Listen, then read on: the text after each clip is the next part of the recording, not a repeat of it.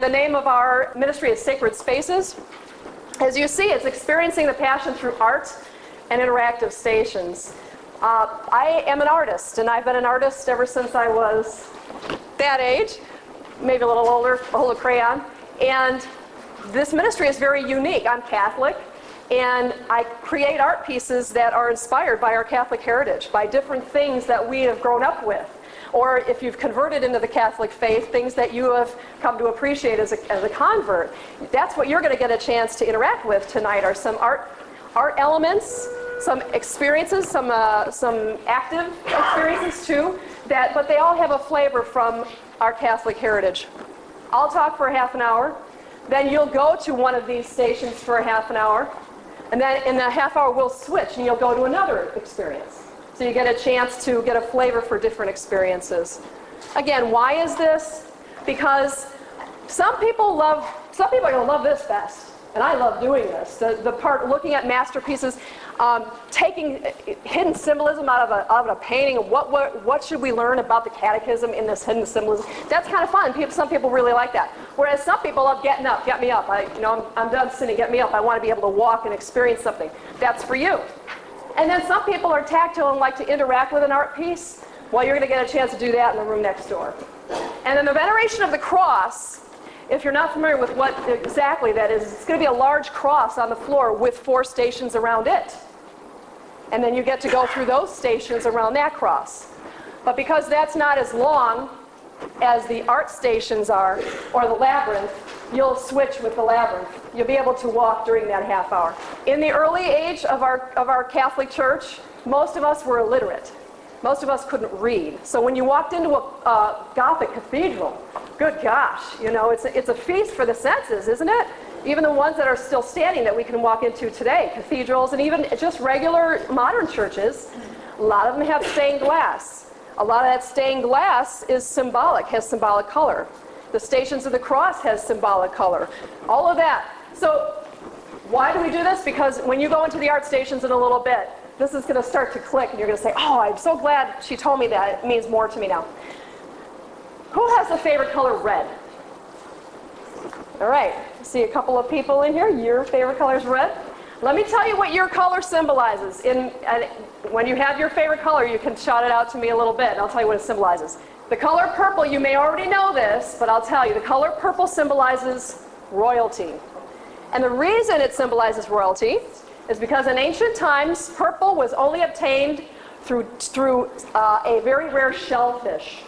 And so to dye your clothes purple, you had to have a lot of money because it was going to be expensive. So people who could afford it wore purple. Well, that became a status symbol and later became the color of royalty. Now think of Jesus Christ, the King. Suddenly he's in a different outfit. He's the only one who gets to change outfits, by the way.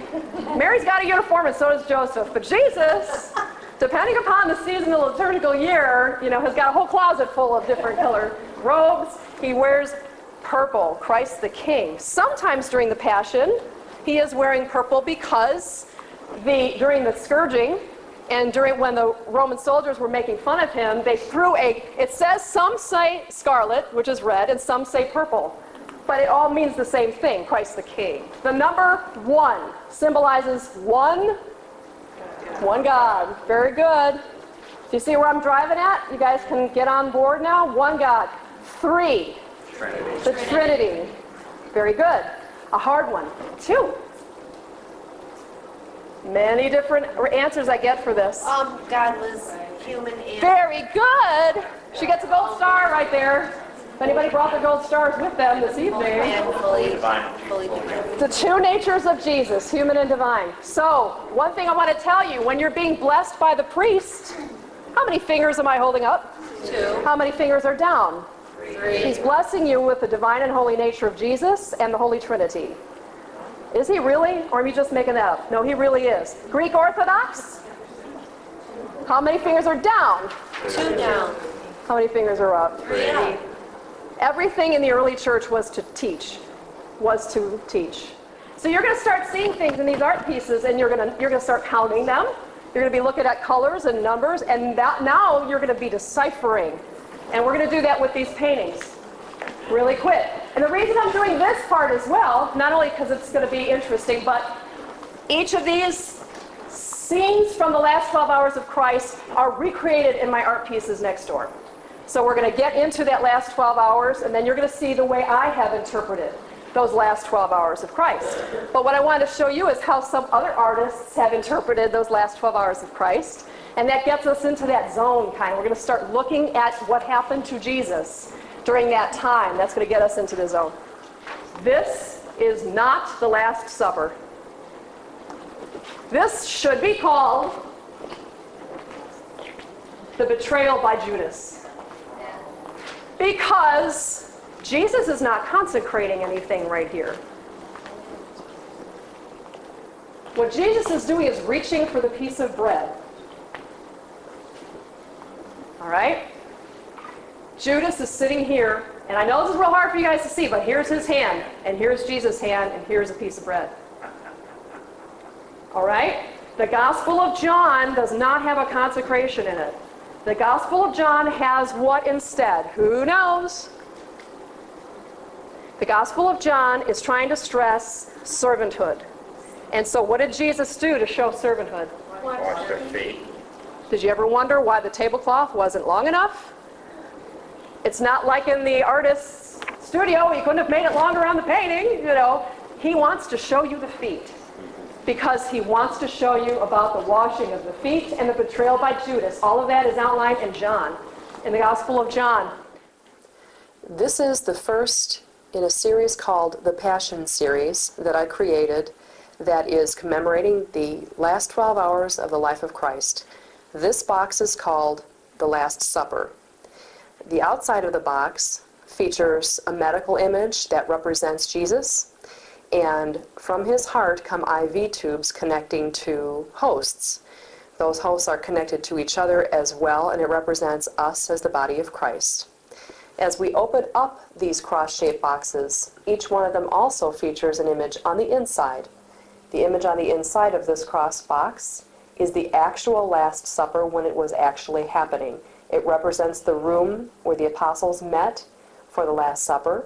The chalice in the center represents Jesus, and we are all being fed from him. Each of the bottles in the upper room represents one of the apostles being fed by Jesus, save one, which you see beneath here. It is not connected to the chalice that represents Judas. This is the first in the series of cross boxes, the Last Supper. Ecce homo. That is what Pilate said when Jesus first came out from being scourged. Do you know what it means? Behold the man. Behold the man. So that's what presumably is happening right here, right now. Pilate is saying, behold the man. Who is this? And what an interesting way for her to be. And why do you think that's Pilate's wife? Because she's wearing white. Because she's wearing white, but also why? She doesn't want to look. She doesn't want What to happened to Pilate's wife the night before this happened? She had a nightmare about Jesus, and she begged him, don't get involved with this holy man. I had a dream that disturbed me greatly. That's her walking out of the scene.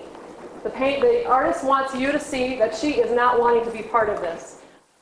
This box is also from the Passion series, and it is called The Trial and the Scourging. The outside of the box represents the first place where Jesus was brought on trial, and that was to the house of Caiaphas, the high priest. And so we see the stones going up to the house of Caiaphas, and then we also see this hanging from the door latch.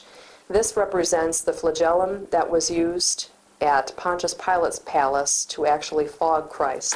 So as we open up the box, we are now inside the palace of Pontius Pilate. During the actual trial and scourging, Pontius Pilate did say that he would wash himself of the blood of this innocent man, and so that's what the bowl represents.